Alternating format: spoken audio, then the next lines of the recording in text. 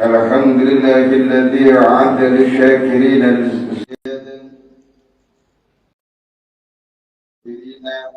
والتائبين التوبة.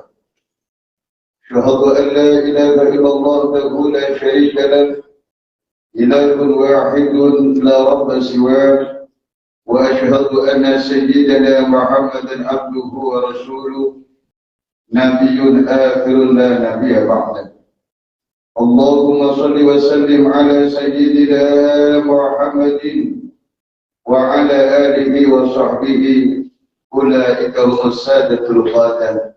أما بعد، فيا معاشر الإخوان، أوصيكم أنا ونفسي بتقوى الله، فقد فاز من خافه واتقاه.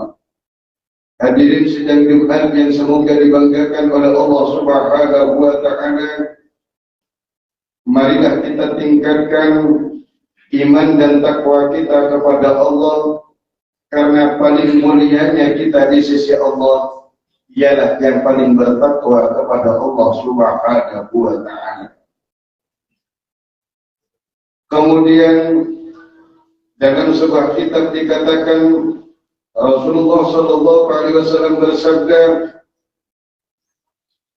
"Ma la yu'tillahu li ahadin khamsan illa wa qad 'adda lahu khamsan ukhra." Tidaklah Allah Subhanahu wa Ta'ala memberikan 5 perkara kepada seseorang kecuali Allah Subhanahu wa Ta'ala telah menyediakan 5 perkara yang lain untuk orang tersebut. Pertama, kata Nabi, la yu'tihi syukra illa wa qad 'adda lahu ziyadah. Tidaklah hati dan seorang hamba digerakkan oleh Allah untuk bersyukur, mengucapkan alhamdulillah, mengakui bahwa nikmat itu adalah dari Allah, kemudian dia bersyukur kepada Allah, kecuali Allah Subhanahu wa Ta'ala telah menyediakan untuknya tambahan daripada nikmat-nikmat yang ia syukuri kepada Allah. Karena Allah Subhanahu wa Ta'ala berfirman dalam Al-Quran, Bismillahirrahmanirrahim, wa itta'adzana rabbukum la in syakartum la azidannakum wa la in kafartum inna 'adzabi lasyadid. Ketika Tuhan berfirman, kata Allah, jikalau kalian bersyukur atas nikmatku, kata Allah, maka aku betul-betul akan menambahkan nikmatku tersebut kepada kalian. Tetapi ingat, jika kalian kufur, diberi nikmat oleh Allah, tidak mau bersyukur kepada Allah, diberi nikmat oleh Allah, tidak mau menyembah kepada Allah, diberi nikmat oleh Allah, tidak mau sujud kepada Allah, inna adzabi lasyadid, ingatlah bahwa siksaku itu teramat pedih, kata Allah. Bagaimanakah kita tidak bersyukur kepada Allah, sementara apabila kita pikirkan sejenak, maka tidak sedetik pun berlalu dalam kehidupan kita di dunia ini yang terlewat daripada nikmatnya Allah Subhanahu wa Ta'ala. Segala yang ada pada kita, yang ada pada keluarga kita, yang ada pada anak-anak kita, yang ada dalam rumah kita, bahkan yang ada dalam rumah kita, semua itu adalah nikmat dari Allah yang wajib dan patut kita syukuri kepada Allah. Terutama nikmat Islam, nikmat iman, nikmat Al-Quran, nikmat diutusnya Kanjeng Nabi Muhammad sallallahu alaihi wasallam, dan kita termasuk salah satu daripada umatnya. Alhamdulillah ala kulli hal wa na'udzubika min ahwali ahlina. Kemudian yang kedua, kata Nabi, la yu'tihi du'a illa wa qad 'adda lahu istijabah. Tidaklah seorang hamba digerakkan hati dan lidahnya oleh Allah untuk senantiasa berdoa kepada Allah, meminta kepada Allah kebaikan urusan agama, dunia dan akhiratnya, kecuali Allah Subhanahu wa Ta'ala telah bersedia untuk mengabulkan doa-doanya tersebut. Namun ingat, kita berdoa kepada Allah harus yakin bahwa doa kita itu diterima oleh Allah. Untuk Allah, kata Nabi, wa antum muqimuna bil ijabah. Berdoalah kalian kepada Allah, memintalah kalian kepada Allah, memohonlah kalian kepada Allah, sementara kalian itu yakin bahwa doa kalian itu diterima oleh Allah. Kemudian bagaimana Allah menerima doa kita?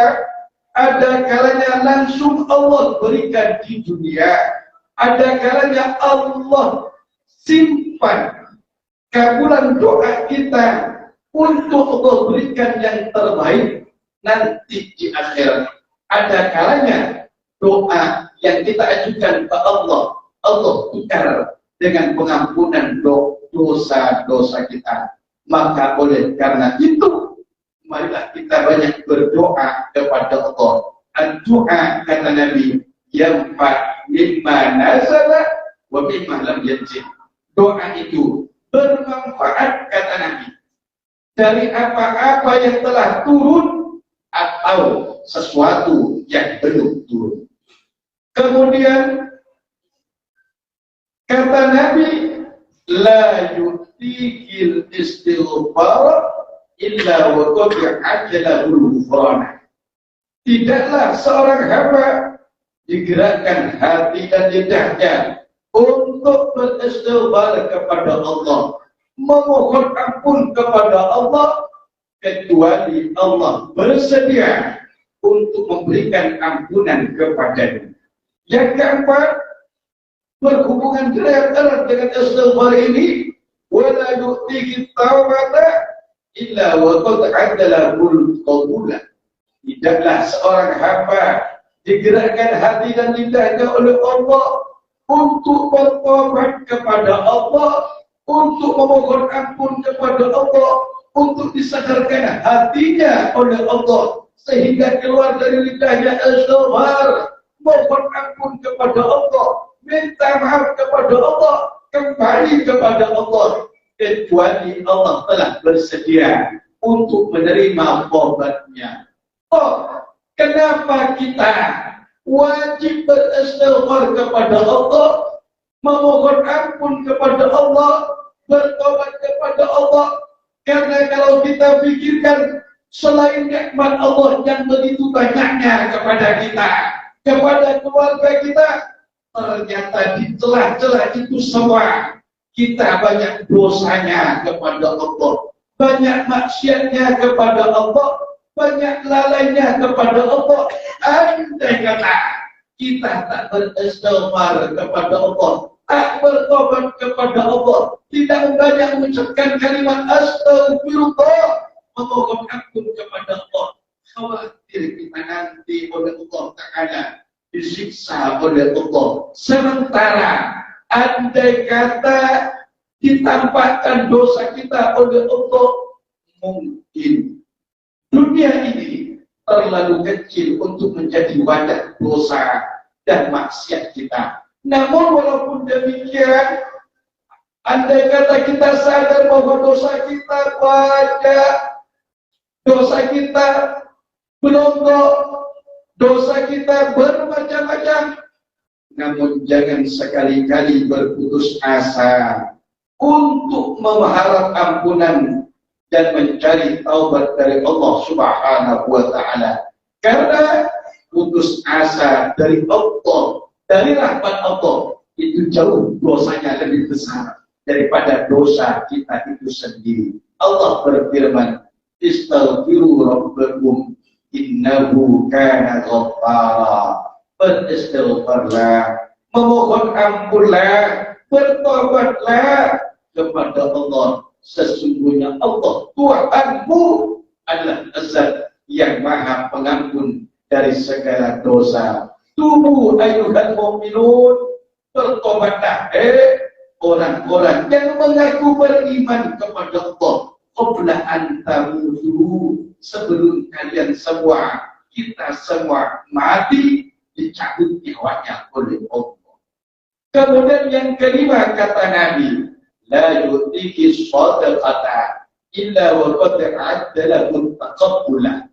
Tidaklah hati dan tangan seorang hamba digerakkan oleh Allah untuk bersedekah, untuk berinfak, untuk berwakaf, untuk berhebat di jalan Allah, kecuali Allah telah bersedia untuk menerima sedekahnya, untuk membalas infaknya, untuk mengganti segala yang kita keluarkan demi untuk menghidupkan syiar-syiar Allah. Kata Allah, Bismillahirrahmanirrahim, wa anfiqu mimma razaqnakum. Berinfaklah kalian dari sebagian harta yang kami berikan kepada kalian, min qabli ayat yahadatumul maut, sebelum datang kematian kepada kalian. Fayaqula, jika kita diberi harta pelik, dengan harta kita diberi ilmu pelik, dengan ilmu kita diberi jabatan pelik, dengan jabatan kita diberi laku kata-kata kita pelik, kata-kata kita untuk kita keluarkan di jalan Allah, maka ketika mati, fayaqula, dia akan berkata, Rabbi laula akhartani ila ajalin qarib, wahai Tuhanku, tundahlah ajarku sebentar saja Allah, hidupkan aku sebentar saja ya Allah. As-sadaqah yang dia minta, aku hanya ingin bersedekah Allah, aku hanya ingin berinfak Allah, aku hanya ingin berwakaf Allah, wa aku minas shalihin, dan aku ingin menjadi hamba-hambamu yang saleh. Tapi tidak, kata Allah, wala yu'akhirallahu nafsan idza ja'a ajaluha, apabila ajal seseorang telah tiba, maka tidak mungkin Allah tunda-tunda. Wallahu khabirun bima ta'malun, dan Allah tahu apa yang kita dan kalian lakukan.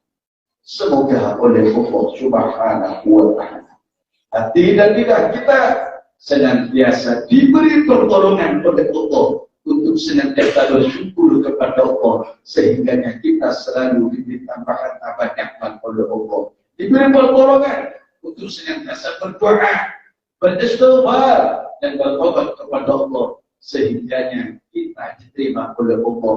Dan mudah-mudahan senantiasa kita oleh Allah diberi pertolongan untuk memberikan sesuatu atau sedikit dari sebagian harta di jalan Allah untuk meraih ridhonya Allah Subhanahu wa ta'ala.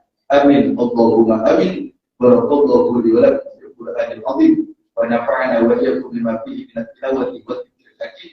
Innahu ta'ala jawadun karim wa rahim wa qul rabbil warham wa anta khairur rahim.